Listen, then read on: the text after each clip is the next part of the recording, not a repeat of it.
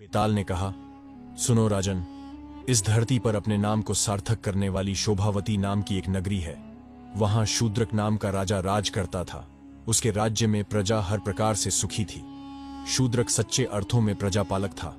प्रजा को उस पर अटूट आस्था और विश्वास था। वीरों पर प्रेम रखने वाले उस राजा के पास नौकरी करने की इच्छा से एक बार मालवा से वीरवर नाम का एक ब्राह्मण आया। उसके परिवार में 3 सदस्य थे। उसकी गर्भवती पत्नी धर्मवती, पुत्र सत्यवर और कन्या वीरवती।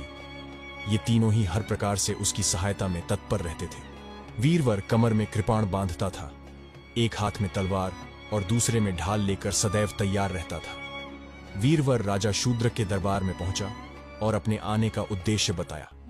राजा उसके व्यक्तित्व और बातचीत के ढंग से प्रभावित हुआ और उसे नौकरी देने के लिए तैयार हो गया। किंतु जब वीरवर ने 500 स्वर्ण मुद्राएं प्रतिदिन के हिसाब से पारिश्रमिक मांगा तो राजा कुछ हिचकिचा गया। उसने वीरवर को नौकरी तो दे दी, किंतु गुप्त रूप से उसकी जांच कराने का निर्णय भी लिया। राजा ने अपने गुप्तचर को आदेश दिया कि वीरवर के बारे में अच्छी तरह छानबीन करें और यह पता लगाएं कि उसका परिवार कितना बड़ा है और वह इतनी बड़ी धनराशि का उपयोग किस प्रकार करता है। वीरवर प्रतिदिन राजा से मिलकर हाथों में हथियार लिए मध्याह्न तक उसके सिंहद्वार पर खड़ा रहता था। राजा से प्राप्त वेतन में से वह प्रतिदिन 100 स्वर्ण मुद्राएं अपनी पत्नी को घर के खर्च के लिए देता था। शेष 400 स्वर्ण मुद्राओं में से 100 स्वर्ण मुद्राओं का उपयोग वस्त्र, आभूषण और तांबूल आदि खरीदने में करता था। 100 स्वर्ण मुद्राएं वह स्नान के पश्चात विष्णु और शिव की पूजा में खर्च करता था। शेष 200 स्वर्ण मुद्राओं को वह ब्राह्मणों और दरिद्रों को दान में दे देता था। इस प्रकार प्रतिदिन राजा से प्राप्त 500 स्वर्ण मुद्राओं का उपयोग वह पूरी सावधानी और संतुलन से करता था। अपने दैनिक कार्य पूरे करने के बाद वह भोजन करता और रात में राजा के सिंहद्वार पर जाकर तलवार हाथ में लिए पहरा देता था। जब राजा शूद्रक ने गुप्तचरों से वीरवर की दिनचर्या के बारे में सुना तो वह मन ही मन बहुत प्रसन्न हुआ। राजा ने उसे पुरुषों में श्रेष्ठ और आदर के योग्य समझा। इसके बाद उसने वीरवर पर नजर रखने वाले गुप्तचरों को वापस बुला लिया। इसी तरह समय बीतता रहा। वीरवर ने कठोर धूप से भरे गर्मी के दिन सहजता से बिता दिए। घनघोर वर्षा के कष्टदायक दिनों में भी वह अपने कर्तव्य के प्रति अडिग रहकर सिंहद्वार पर डटा रहा। राजा शूद्रक ने कई बार रात में स्वयं उसकी जांच की, लेकिन हर बार उसने वीरवर को अपनी नौकरी पर पूरी मुस्तैदी से तैनात पाया। एक रात जब राजा प्रजा का हालचाल जानने के उद्देश्य से महल से बाहर निकल रहा था तो उसने कहीं दूर से किसी स्त्री के रोने की आवाज सुनी। उस आवाज में असहनीय दर्द, करुणा और गहरा दुख समाया हुआ था। राजा को यह सुनकर बहुत आश्चर्य हुआ। उसने मन ही मन सोचा, मेरे राज्य में न तो कोई सताया जाता है, न ही कोई दरिद्र है और न ही कोई दुखी, तो फिर यह स्त्री कौन है? और इस भयंकर रात में जब चारों ओर घनघोर वर्षा हो रही है, क्यों इस प्रकार करुणा से भरकर रो रही है? राजा को उस स्त्री पर बहुत दया आई। उसने वीरवर से कहा, वीरवर सुनो, दूर कोई स्त्री करुण स्वर में रुदन कर रही है। तुम जाकर पता लगाओ कि वह कौन है और क्यों रो रही है। राजा की आज्ञा सुनकर वीरवर ने जो आज्ञा कहते हुए अपनी कमर में कटार खोंस ली और हाथ में तलवार लेकर तुरंत वहां से निकल पड़ा।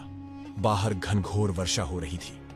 बिजली बार बार कौंध रही थी और बादल इस प्रकार गरज रहे थे जैसे वे फट पड़ने को आतुर हों। वीरवर को ऐसे भयानक मौसम में भी कर्तव्य निष्ठा के साथ राजाज्ञा का पालन करते हुए जाते देख राजा को उस पर और भी अधिक दया आई। राजा को यह जानने की जिज्ञासा भी हुई, इसलिए वह भी उसके पीछे पीछे तलवार हाथ में लेकर लुकता छिपता हुआ चल पड़ा। वीरवर नगर के बाहर एक सरोवर के किनारे जा पहुंचा। वहां उसने एक स्त्री को देखा जो विलाप कर रही थी। वह बार बार कह रही थी, हाँ वीर, हाँ कृपालु, हाँ स्वामी, हाँ त्यागी, तुम्हारे बिना मैं कैसे जीऊंगी? कहती हुई वह स्त्री रो रही थी। वीरवर ने आश्चर्यचकित होकर पूछा, हे सुभगे, तुम कौन हो और रात के इस प्रहर में इस प्रकार क्यों रो रही हो? तब वह स्त्री बोली, हे वीरवर, मैं पृथ्वी हूं। इस समय मेरे स्वामी राजा शूद्रक हैं, जो धर्मात्मा और प्रजापालक हैं, परंतु आज से तीसरे दिन उनकी मृत्यु हो जाएगी। फिर मैं उनके समान कौन सा दूसरा राजा अपने स्वामी के रूप में प्राप्त करूंगी?